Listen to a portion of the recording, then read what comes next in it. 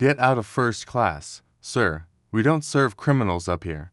That's what First Officer Brian Keller said, calmly, confidently, and loud enough for every person in the first-class cabin to hear, before he tore Marcus Davis's boarding pass in half and let the pieces fall to the floor like lint. He didn't flinch, didn't whisper, didn't apologize. He looked Marcus square in the eye and added, "You're probably used to flying coach or jail." Then lead flight attendant Jenna Price walked up, grabbed Marcus's wallet from the armrest without permission, waved it overhead like evidence, and sneered, "Let security sort out if this thing's even real." In that moment, Marcus said nothing, not because he couldn't, but because he knew. In exactly 45 minutes, the same man they just humiliated would halt the flight and fire the entire airline crew, and still, none of them saw it coming. Before we go deeper into what happened on board this flight, I have one quick favor. Tell me where you're watching from in the comments, your city or country. And if this story grabs you already, if you believe in standing up to injustice, hit that like button and subscribe. It helps more people hear the truth. And today, truth is all that matters. It was 7:15 a.m., Gate C-17, Chicago O'Hare. Marcus Davis, dressed in jeans and a white shirt, boarded Sky Pulse Airlines Flight 280 without fanfare, no briefcase, no assistant, no Rolex, just a black man with a platinum boarding pass, a black leather tote, and the kind of quiet confidence only billionaires carry. But to Brian and Jenna, he didn't look the part. He looked like someone sneaking into a seat that wasn't his. What they didn't know was that Marcus wasn't just a passenger. He was the CEO of Nexus Dynamics, worth $4 billion and the 30% owner of Sky Pulse Airlines. His presence wasn't an accident. He was here on a mission. A silent audit after anonymous Reddit posts exposed racism inside Sky Pulse's first-class service. This wasn't revenge. It was verification. Real-time, human-led, face-to-face truth. Brian scoffed at the platinum card Marcus held out. "Where'd you get this?" "Amazon."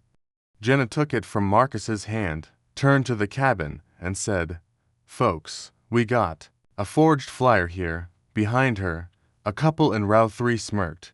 One man muttered, "They always try to game the system." That's when a young man named Andre Carter, 28, sitting in seat 2A, began filming with his phone. "Injustice on Sky Pulse Airlines," he whispered, and posted it to X. No hashtags, just raw footage. The reaction was immediate. Whispers, side eyes, tension across the aisle. Owen Hayes, 33, ethics consultant, slammed his tray table. "You're profiling him. It's obvious," he said to Brian. Marcus remained calm, but his mind was elsewhere, back 20 years ago. He was 20 years old, flying alone for the first time to pitch a college tech idea to an investor in Dallas. He'd saved for months, wore his favorite hoodie and sneakers, and splurged on a first-class upgrade with the little he had. As he took his seat, the flight attendant, middle-aged, with a hard smile, walked up and asked, loud enough for the whole cabin to hear, "Are you sure you're in the right seat?" Marcus smiled awkwardly, nodded, and handed her the ticket. She studied it like it was a fake, then called over another crew member to double-check. No apology came, just a sigh, a shrug, and an, "I guess it's real." The humiliation burned deeper than anything the young Marcus had ever felt. He didn't say a word back then, but he made himself a silent promise. One day, he wouldn't just sit in first class, he'd own the airline. That memory, that fire, was why he stood silent now, not weak, but watchful. Back in the cabin, Jenna tossed Marcus's wallet across the aisle. It bounced off the seat and fell to the floor. "Security will match it to your fake ID." She barked. Marcus picked it up slowly, held his composure. "Scan the card," he said. Brian laughed. "We don't scan forgeries." Marcus didn't argue. He took out his phone and called Talia Brooks, his executive assistant. "Talia," he said in a low voice, Start Protocol 3. She responded instantly. Logging. Already recording. Are you safe? For now, he replied. Jenna turned to the rest of the cabin with a fake smile. Sorry for the delay. Folks, we're handling a boarding issue. Someone forged a platinum pass to sneak into this section. Marcus stood taller. You might want to double-check that story, he said. Owen stood, too. He's not lying. I saw the pass myself. Brian ignored him, reached over, and snatched Marcus's platinum card from Jenna. He glanced at it, pretended to scan it, then slipped it into his pocket. Doesn't even show up in our system, he said. Imagine that, Owen shouted. That's theft. Marcus replied calmly. You're wrecking Sky Pulse Airlines in front of witnesses. Jenna kicked the torn boarding pass under a seat and said, Trash belongs with trash. Marcus bent down, picked it up, and handed it to Owen. Read it, he said. Owen unfolded it slowly. His voice, when it came, was clear. Marcus Davis, Seat 1A, Platinum Tier. The cabin froze. Jenna's smile vanished. Kyle Vance, the secondary flight attendant, shifted nervously. Wait, he said under his breath. Sofia Alvarez turned to Andre, who was still filming. Enough, she said. Put the phone down. Let your words be stronger than the video. Marcus didn't move. He didn't flinch. But the temperature in the cabin had shifted. The quiet billionaire was done being quiet. Brian didn't blink. Get him out of here, he barked. He's not a first-class passenger. He's a scammer. And this plane's not moving until he's gone. And with that, he waved over Kyle Vance, the secondary flight attendant and onboard security coordinator, who arrived with nervous energy and forced authority. Kyle stepped between Marcus and the aisle and grabbed his arm. Not gently, not accidentally, but like someone trying to make a point. Let's go, he snapped. You don't belong here. Try baggage claim. The cabin gasped. The tone had shifted from humiliation to hostility. Marcus stood his ground, not resisting, but not retreating either. Remove your hand, he said. Low and even. But Kyle didn't. Across the aisle, Owen Hayes sprang from his seat again and slammed his tray table, the metallic bang echoing through the tension. Enough, he roared. This is wrong and you know it. Behind them, Andre Carter's phone was back up, already. Filming again. You're watching it live, he whispered into the lens. This is what injustice looks like in first class. That video would ignite chaos later. But in this moment, it only added gasoline. Sofia Alvarez lunged forward, placing herself between Andre and the scene. No more filming, she said, gripping his wrist. Talk, speak. Don't just record this. Change it. But Andre kept rolling. Kyle's grip tightened. Marcus didn't flinch. And then, without warning, his memory shifted. He wasn't 40 anymore. He was 10 years old. Window seat. Row 4. Flying back from Atlanta to Chicago after visiting his grandmother. It was supposed to be the first flight he could remember on his own. Something fun. His mother had dressed him up in clean khakis, a blue polo shirt, and a backpack with stickers on it. The airline had upgraded them to first class last minute, and he was thrilled.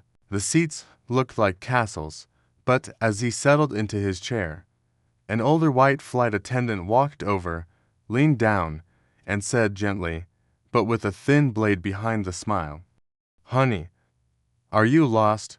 Coach is that way. He blinked at her, unsure how to answer. His mom, tall, proud, seated beside him, reached across and handed over the tickets without a word. The woman read them, hesitated, then walked away, whispering to another attendant, no apology, no explanation, just suspicion. And even at 10 years old, Marcus understood something terrible. Even with the right seat, the right clothes, and the right behavior, he still didn't look like he belonged back in the present. Kyle's grip finally loosened. Maybe it was Owen's voice. Maybe it was Sophia's glare. Maybe it was guilt. Marcus pulled his arm away slowly. You know what this is, he said to Kyle. You feel it. Kyle didn't answer, but his face betrayed him. Regret was starting to rise. Marcus picked up his phone again. Talia, he said quietly, log the physical contact. Verbal incident upgraded. Her voice came back immediately. Logged. Corporate stream is active. This is all being time-stamped. Brian was pacing now at the front of the cabin like a captain without a map. This flight's grounded until we deal with him, he snapped. He's delaying everyone. Jenna joined in. From the galley. This is what happens when we stop enforcing class barriers. She didn't whisper it. She wanted them all to hear. Owen's voice cut through the cabin again. What class barrier? He's got a platinum card, a valid boarding pass. The only barrier is your bias. Marcus stood silently, letting the words echo, and then he turned to the camera in Andre's hand. This isn't about me, he said. It's about how quickly you all decided I didn't belong. Kyle, still standing awkwardly to the side, looked away. I was just following Brian's lead, he muttered. I didn't know what was real. Marcus turned to face him directly. But you acted like you did, Andre shouted toward the back. They're watching this on X, the video's spreading. Sophia snapped back. That doesn't matter now. What matters is what we do next. Marcus raised the phone again. Talia, confirm we've reached stage 2 of Protocol 3. Confirmed, she said. We're approaching administrative escalation. Would you like to trigger internal audit visibility? Marcus paused. Not yet. Let's give the truth a chance to breathe first. Passengers in rows 2 through 5 were now fully involved. Whispers turned to open commentary. One man called out, "What's his name again?" A woman across from him said, "I don't care who he is. This is wrong, and here's where I want to pause and ask you. Yes, you watching this, what would you do right now if you were in that cabin? Would you speak up, call it out, or stay silent and hope someone else does? Be honest and share your answer in the comments. We read them, every single one." Kyle turned slowly back toward Marcus. Look, he began, but Owen cut him off. No, don't explain, just stop, Brian shouted again. Enough, I'm calling ground control. He's a threat to the flight. Marcus raised an eyebrow. I've passed every TSA scan. I have a verified boarding pass. I have a platinum card. What exactly is the threat, Brian? Jenna chimed in. We don't have to answer that. We just follow protocol. Marcus smiled tightly. You mean the same protocol that doesn't involve tearing passes, throwing wallets, or pocketing customer IDs? Kyle stepped backward, visibly shaken. His fingers twitched near his earpiece. I think we should just verify the card, he mumbled. Properly, like with a scanner, Jenna hissed. Don't fold now. Owen stepped forward, standing shoulder to shoulder with Marcus. Too late. He already did. Andre whispered. This is getting worse by the second. Sophia nodded. Or maybe it's getting clearer. Talia's voice buzzed again through Marcus's phone. Audit visibility is ready. Say the word. Marcus looked around at the passengers, at the fear, the anger, the awakening. Not yet, he whispered. Let them dig their own hole. Kyle took a deep breath and turned toward Brian. Maybe we should back off. Brian looked furious. You want to lose your job over this faker? Kyle didn't respond, but he didn't move either. And for the first time, Marcus saw hesitation, real hesitation, the first crack in the wall. Brian's voice sliced through the tension like metal. Fine, if you're not gonna move. Prove you belong here. Open your bank app. Right now, he said it loud. Louder than necessary, like he wanted the entire first-class cabin to hear. Let's see if you even have the money for this seat. The words were a final shove, not of body, but of dignity. Marcus didn't move, didn't blink, but the insult hit harder than anything else so far. Then Kyle, flustered, defensive, tossed Marcus's passport across the cabin. It flew like a frisbee and landed near a beverage cart. Go pick that up, he barked, trying to sound firm but cracking. Passengers gasped. Sofia Alvarez covered her mouth. Andre Carter's camera was up again. He just threw his passport. He whispered into the lens, like it was trash. This is going viral. But Marcus didn't break. His posture was iron, his silence louder than any shout. Jenna Price, arms crossed, turned her attention to a young black woman seated to Rose's back, Kira Nelson, 22, a journalism student with a shy smile and nerves in her eyes. "You two together?" Jenna asked, voice dripping with insinuation. Kira shrank back in her seat. "No," she said softly. "I don't even know him." Jenna laughed. "Sure, but first class is getting real crowded with you people today." That phrase, "you people," hit like a whip. Marcus saw Kira's face fall, her hands clenched into fists in her lap. And that's when something in him finally snapped, not in anger, but in clarity. He remembered another flight, another humiliation. Marcus was 25. He just closed his first $2 million contract, and he'd splurged on a flight to San Diego for a conference. First class, fully paid, black turtleneck and blazer. He felt powerful. For the first time, he felt like someone who belonged in the sky. But when he boarded, the flight attendant looked him up and down, narrowed her eyes, and asked if he'd won a sweepstakes. The words were casual, the tone polite, but the wound was deep. Later, as he sipped sparkling water, the same attendant passed by and whispered, "You people really are breaking ceilings these days, huh?" She thought she was being kind. She didn't see how it shattered him. That day, Marcus didn't argue. He internalized it, sat through the flight with fire in his gut and steel in his chest, but he never forgot it. And now, on Skypulse Airlines, he was staring down the same insult from a younger mouth, dressed in a sharper uniform, but wielding the same weapon, bias disguised as policy. Back in the cabin, Kyle stepped forward again, trying to regain control. "Sir, I'm going to have to ask you to move toward the front while we sort this out." Marcus said nothing. Owen Hayes stepped in. "Don't touch him again, that's assault." Kyle's hands hovered midair, trembling. I'm just doing my job." Owen turned to the rest of the cabin. "Are we all going to pretend this is normal?" A man in Raufer stood. "He hasn't done anything wrong," a woman next to him added. "He showed his card, twice." They tore it up. The passengers were no longer silent. Andre's phone was still rolling. "We've got 12 witnesses," he said to no one in particular, "and proof on video." Jenna crossed her arms tighter. "Passengers are not allowed to film flight staff."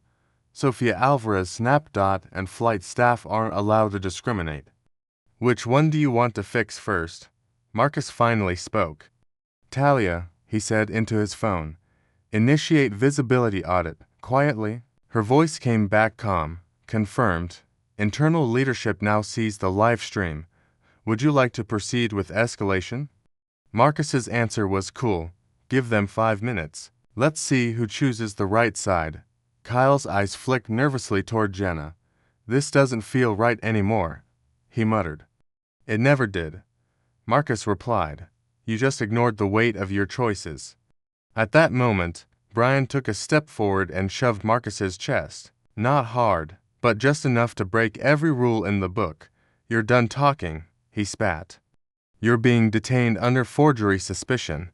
The words were sharp, but they didn't land, because passengers were already reacting. Owen physically blocked Brian's next step. "You're done," he said flatly. "We're done." The cabin all became a barrier. Kira stood now too, visibly shaken but determined. "You don't know who he is," she said to Jenna. "And that's the problem." Marcus turned slowly toward the cabin. "I told you before, you're wrecking your own airline." Kyle looked visibly shaken. "Jenna told us you forged the pass. We believed her." Marcus looked at him directly. "And what did you believe when you tossed my passport like garbage?" Kyle opened his mouth, then closed it. The shame was written across his face like a confession. Passengers were standing now, half the cabin. Some were whispering, others were filming. But the silence from the airline crew was telling. Jenna turned to Brian. "Say something." But he couldn't. Marcus raised his phone again. Talia, please confirm. Do I still own 30% of SkyPulse Airlines? Her voice, crisp and professional, echoed. Affirmative, and the board is now aware of what's happening in real time. Jenna's mouth opened, but no sound came. Brian looked like a man trying to remember how to breathe. Marcus's voice, though still calm, had iron in it now. My name is Marcus Davis. I am the CEO of Nexus Dynamics and a shareholder of this airline. I've been silent long enough, but this ends now. Owen turned to the rest of the cabin. Did you hear that? He owns 30% of the airline. They harassed their own boss. A stunned pause filled the air. Someone whispered, My God. Another said, They're done. Andre lowered his phone. I knew he looked familiar. And now, let me ask you something directly. If you had been on that flight, if you had witnessed everything from the torn pass to the passport toss to the demand for proof of wealth, what would you have done? Would you have spoken up, filmed, stayed quiet? Would you have stood with Marcus or watched him stand alone? Tell us in the comments, because what you say now says everything about what kind of world we want to live in. Marcus turned his gaze back to Brian. Jenna and Kyle. 3 uniforms, 3 faces, all frozen in different stages of collapse. This flight is grounded, he said, but not by me, by your decisions. Then he looked toward the front, toward the cockpit, and said what no one expected, you should all sit down. The next 10 minutes will decide your future. Brian Keller had clearly reached his limit. His face flushed, eyes wild with a mix of panic and defiance. He grabbed the cabin phone and barked. This is First Officer Keller. Initiate a security removal protocol. Passenger in 1A is non-compliant, verbally hostile, and suspected of identity fraud. Then he slammed the receiver down and pointed directly at Kyle Vance. Get him out, now. Jenna stood behind him, arms folded, nodding like she just watched justice being served. But Kyle didn't move right away. He looked at Marcus, then at the dozen passengers now standing or watching with growing disgust. Brian, he said, voice unsure, trembling. Maybe we should just slow down. No. Brian snapped. This ends now. Drag him out or you're out too. That's when Kyle cracked. His duty overtook his fear. And he stormed toward Marcus, grabbed him by the forearm again, harder this time, and began pulling him toward the front of the cabin. Get up, he said through clenched teeth. Let's go. Marcus stood his ground. You lay another finger on me, he warned, and SkyPulse will bleed from the inside out. But Kyle didn't stop. He yanked. Marcus's shoulder jerked, and that was all it took. Passengers moved. Not a single one waited for permission. Owen Hayes stepped forward first, slamming his foot down in the aisle in front of Kyle. Nope, he's not going anywhere. A woman from Ralph joined him, arms outstretched. This isn't happening. Not today. Then Andre stood. You're dragging a black CEO off his own flight. Think about what you're doing. Sofia Alvarez stepped between Kyle and Marcus, her eyes blazing. You want to escalate. Do it with your voice, not your hands. Jenna barked from the rear. Move aside. You're obstructing a federal crew member. But no one moved. Instead, they formed a human wall, passengers shoulder to shoulder in the narrow aisle, standing between Kyle and Marcus like guards protecting a dignitary. The air was thick, breathless, as if the cabin itself had decided to reject its own crew. Kyle's hand dropped. He looked down at his own fingers like they no longer belonged to him.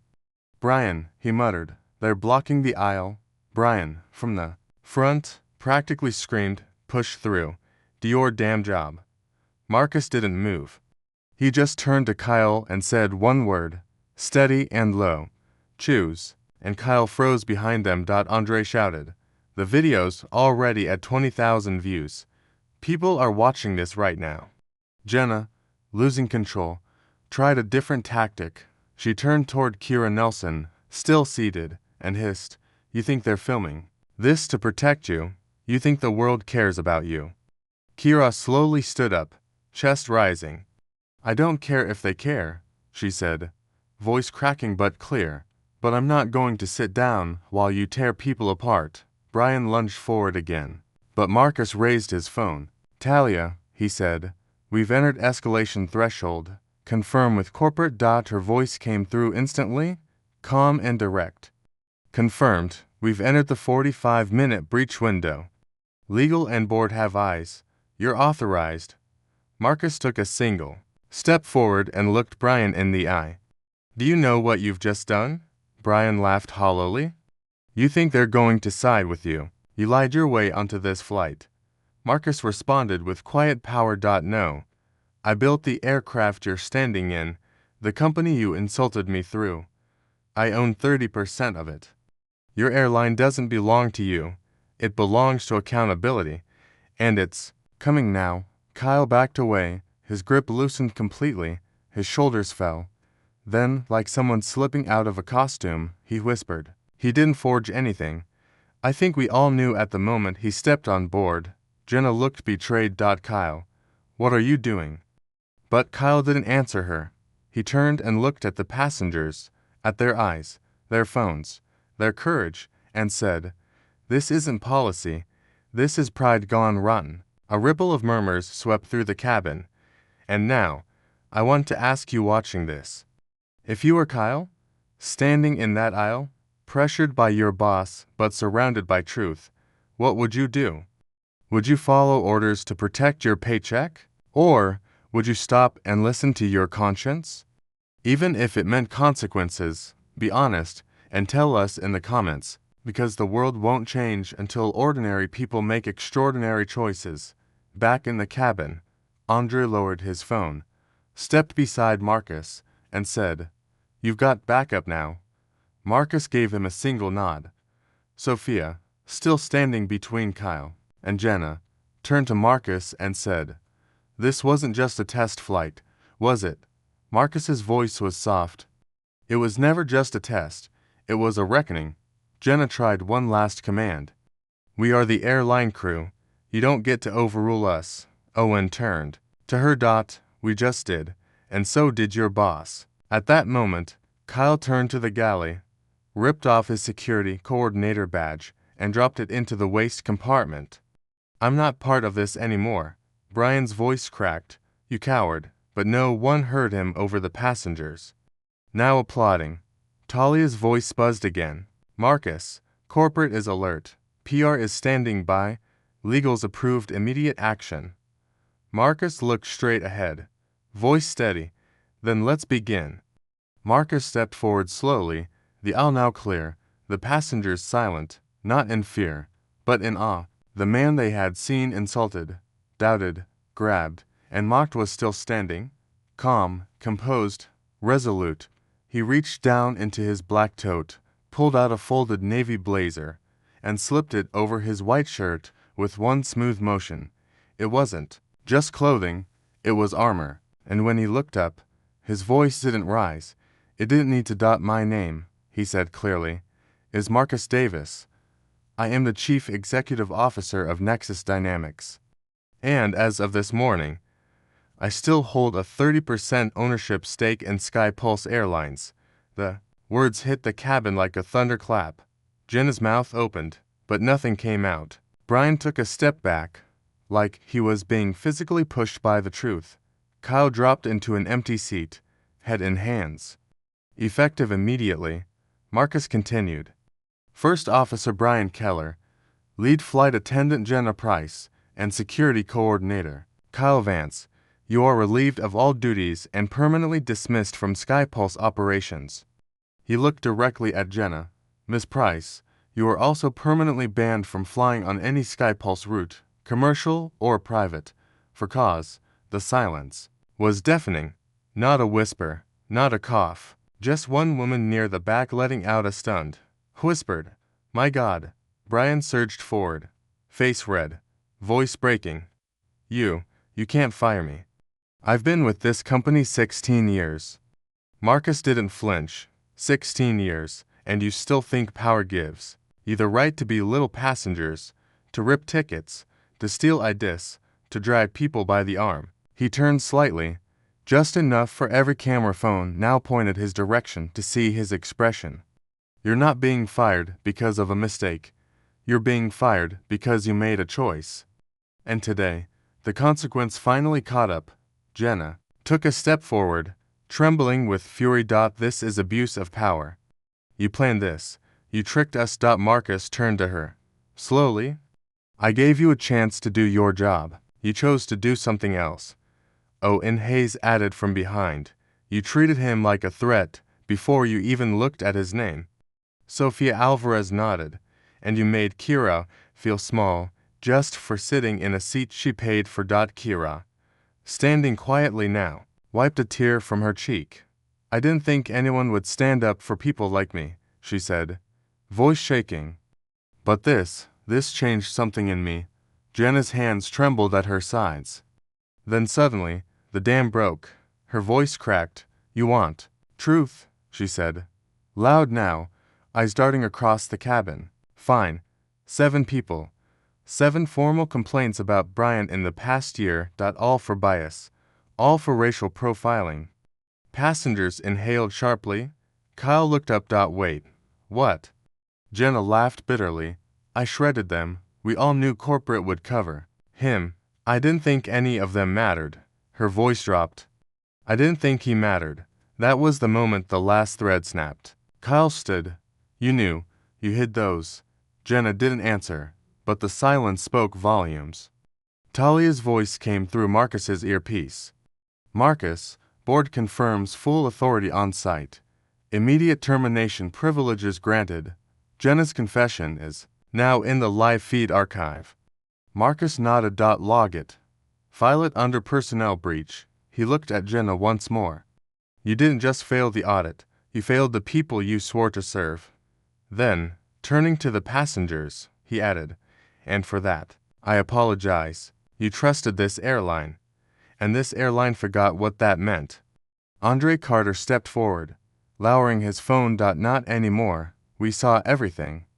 We won't let this disappear, Sophia added. Justice happened in this cabin today because people stood up when it counted. Marcus turned to Kyle. Mr. Vance, he said, his voice not cold, but final. Your silence made this worse. You had a choice, and you hesitated. I hope someday you learn what courage looks like before it's too late. Kyle nodded, visibly broken. I do. I see it now. Talia buzzed in again. Final confirmation. All 3 terminations. Process.pr preparing an immediate statement. Cabin feed will remain active until audit review is complete. Marcus took a breath and looked around the cabin. If anyone here would like to submit a written statement or verbal complaint, please remain seated after deplaning. Legal and media response teams will meet us on the jet bridge. The passengers nodded. A few clapped quietly, not for show, but for solidarity, for truth. And now I ask you, watching this, wherever you are, have you ever had to pretend you were smaller just to avoid being seen as a threat? Have you ever been told you didn't belong somewhere you paid to be? If so, what would justice look like to you? Would it be someone shouting back or someone simply standing tall when no one else would? Let me know in the comments, because what we define as justice today becomes someone else's reality tomorrow. Jenna turned away, shoulders slumped. Brian sat down, stunned, like a man watching the walls of his life collapse in real time. Kyle leaned forward, elbows on knees, saying nothing. The 3 of them, so loud minutes ago, were now silent, surrounded not by screaming, but by calm. Marcus adjusted his blazer. We're not done, he said. Sky Pulse will answer for what happened here, and you 3 will never have the chance to do this to another passenger again. And with that, he turned and walked back to seat 1A, not as a test subject, not as a victim, but as the man who turned a cabin into a courtroom and delivered the verdict himself. Marcus remained standing at the front of the cabin, his hands clasped loosely in front of him, blazer draped cleanly across his shoulders, as he addressed not just the passengers, but the soul of Sky Pulse itself. This flight doesn't just need to land, he said calmly. It needs to mean something. He turned slightly, facing the remaining crew members and every passenger who had witnessed the breakdown and rebirth of accountability in real time. Effective immediately, he announced, Sky Pulse Airlines will launch a company-wide initiative, Sky Pulse Unity. Murmurs echoed through the cabin as he continued, voice steady, but charged with resolve. It will include mandatory diversity and dignity training for all flight and ground staff, anonymous complaint protection with third-party oversight, and full cultural climate audits every 6 months across all operations. Talia's voice came softly through his earpiece, confirming, the board just approved the initial rollout. Your announcement is logged. PR is ready for external messaging post-flight. Marcus nodded once, then addressed the cabin again. An internal leadership meeting will be held this evening with full executive review of current policy. We will revise hiring, accountability, and escalation protocols, and for passengers like Miss Kira Nelson and every voice that has felt small in a seat they rightfully paid for, a public media apology will be issued within 48 hours. No disclaimers, no excuses. There was silence, then scattered applause, and finally, a rising wave of support from passengers who had been quiet until now, but who suddenly understood that they were not just flying, they were witnessing reform. Sofia Alvarez spoke up first. That's how you lead, she said. Eyes wet, not by command, but by character, Owen added. This airline might finally become one worth trusting. Even Andre lowered his phone. You didn't just stand up for yourself, he said. You changed the whole damn cabin. But the peace didn't last long. Just as Marcus began turning back towards seat 1A, Talia's voice returned through the earpiece, sharper now. We've uncovered something, she said quickly. HR audit flagged deleted entries linked to Jenna Price's staff login. She tried to bypass the compliance filter on the last internal audit. Marcus stiffened. When, Talia answered, 2 months ago. She pre-marked all flagged passenger bias reports as resolved without incident, including complaints against Brian Keller and herself. The full report was set to go to corporate next week. Sanitized. Marcus's voice dropped to a low, dangerous tone. She was trying to fake the audit, Talia confirmed. Yes, that's what she was hiding. He turned slowly. Jenna hadn't moved from the galley corridor, but now, under a dozen camera phones and 24 stares, she seemed visibly smaller, like her own reflection was caving in. Marcus addressed the cabin, voice rising just slightly. There is one more thing the passengers deserve to know. Ms. Price didn't just mishandle complaints, she altered them. A wave of shocked murmurs rolled through the cabin. Kyle sat up straighter. What? Sophia looked stunned. She was going to erase the evidence. Talia confirmed it on speakerphone, her voice now heard by everyone nearby. The report was intercepted. We're preserving the raw complaints and will share them with federal compliance officers. Internal ethics review is underway. Marcus stepped forward again, calmer than ever, yet the authority in his voice was undeniable. This isn't about one person's guilt. This is about a system's silence, but silence ends now. He faced the remaining staff. Every manager who approved those audits without reading them will be held accountable. Every base where patterns emerge will be retrained, and every voice previously ignored will now be heard. Owen nodded. You're setting a standard for the entire industry. Kira, still standing beside her seat, now with her head held high, added quietly, You're giving people like me something we've never had before, a reason to trust. Marcus met her eyes and gave a single nod. That's the point, he said. It starts here, with all of us in this cabin. This isn't about PR. This is about responsibility. Mine, and now, Sky Pulses. He walked back toward the front, pausing only once to glance at Jenna, who now looked less angry than hollow. You didn't just falsify records, Jenna. You tried to protect a culture that harms the very people we're meant to serve. And that ends today. Passengers began to stand, not in panic, but in support. There were no chants, no cheers, just steady, respectful nods, quiet agreement from strangers who had just become allies in a moment that transcended boarding groups and seat numbers. Talia's voice returned. Now warm. The board says they're behind you.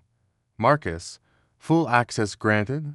Legals, locked in, and press is waiting for your official quote. Marcus exhaled slowly. Tell them this, he said. The skies we fly must reflect the dignity of the people inside them, and the moment that dignity is compromised, accountability must take flight first. He paused, then added, This is not the end of a flight. This is the takeoff of a new era. Then, without waiting for applause, without needing validation, Marcus returned to his seat, 1A, and sat down with the calm of a man who had weathered the storm and stayed standing. Because real power isn't about who takes control in a moment of chaos. It's about who rebuilds the system once the dust settles. By the time the cabin door finally opened, the scene on board SkyPulse Flight 2820 was no longer just a corporate audit. It had become national reckoning. The fallout was immediate. Brian Keller, Jenna Price, and Kyle Vance were not only terminated from their positions, but flagged for formal investigation by the FAA for abuse of crew authority and passenger misconduct. The footage from Andre's recording spread across terminals and inboxes within hours, not through hashtags or viral trends, but through people pressing send with a shaking hand in the subject line. This is why we speak up. Passengers gave their verbal statements to waiting SkyPulse officials on the jet bridge. Owen Hayes personally submitted a timeline of events, along with witness accounts. Kira Nelson, still holding her boarding pass, like a badge of proof, signed off on a formal complaint. Not for herself, but for every time someone like her sat in a premium seat and felt like a problem instead of a person. Marcus didn't speak to the press outside. He didn't have to. The cabin had already heard everything that needed to be said. Over the following weeks, SkyPulse Airlines implemented every piece of the SkyPulse Unity initiative. Mandatory diversity and dignity training was rolled out across 114 airports. Bias audits were made public-facing, and Marcus personally oversaw the internal ethics restructure that swept out over 24 managers who had enabled discrimination by looking the other way. When asked by Forbes if this ordeal had changed his leadership style, Marcus replied, No, it confirmed it. You don't fight bias from the boardroom, you confront it where it lives, quietly and often, in the aisles of everyday life. The legacy of that day wasn't power, it was clarity. Marcus didn't just expose a problem, he left behind a structure that made it harder to hide one again. But the story wasn't done, not yet.